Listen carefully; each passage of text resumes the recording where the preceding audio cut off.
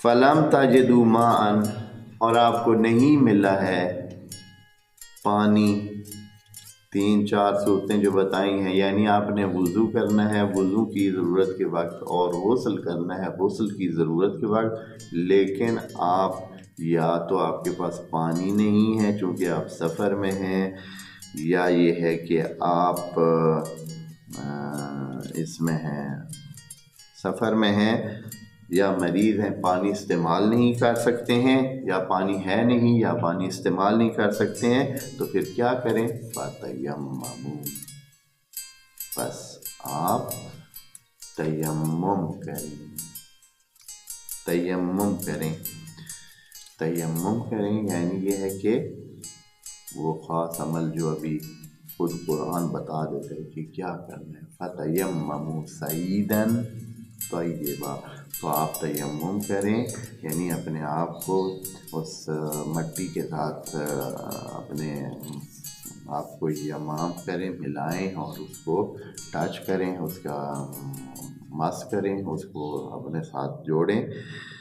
فَتَيَمَّمُوا صَعِيدًا طَيِّبًا، لیکن کون سی جگہ پہ یہ کام کرنا ہے؟ صَعِيدًا طَيِّبًا، یہ بڑا ایک خاص لفظ رکھ دیا ہے. صَعِيدًا طَيِّبًا، سعید کہتے ہیں ویسے تو مٹی بہت سارے مٹی کے نام ہیں، تراب بھی ہے، غبرہ بھی ہے، اور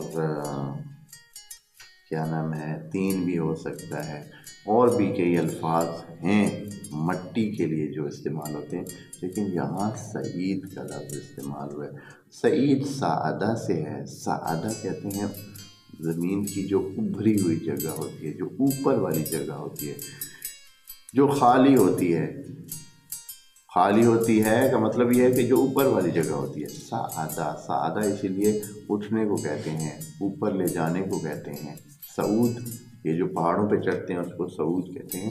تو یہ جو ہے ایسی چیز جو اوپر والی ہو، جو چٹان نکلی ہوئی ہو.